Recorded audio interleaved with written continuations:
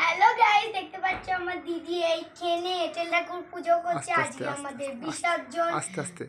আর দেখো এখানে ধূপ গাচ্ছে। এবার এইখানে ফল আছে, কি কি বলতে দিদি?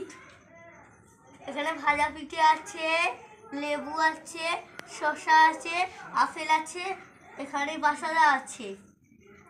আর এখানে আছে চিড়ে আছে, মুরগি আছে, চাল ভাজা আছে, আর গুজিয়া আছে।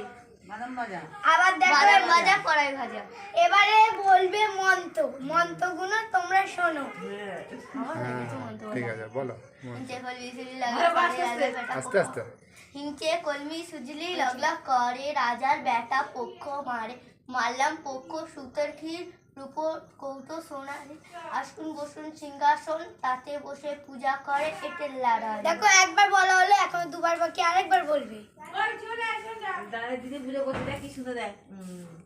হিংচে কলমি সুজিলেই লগলগ করে, রাজার বেটা পক্ষ মারে, মারলাম পক্ষ সুতোর ক্ষীর, রূপোর কৌটো সোনারি, আসন বসুন সিংহাসন, তাতে বসে পূজা করে এঁটেল নারায়ণ। আরেকবার বলবে।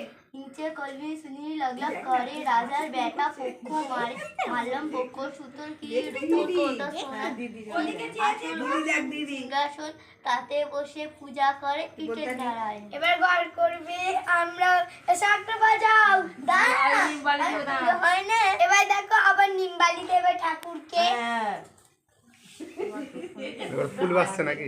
এই দেখো ফুলের মালা ঠাকুরের গলায় দিবে।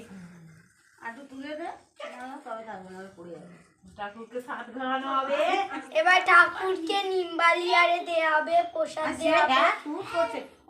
আপনারাও দেখুন, সবাই দেখছে। এবার দেখো লাস্টে বলতে হয়।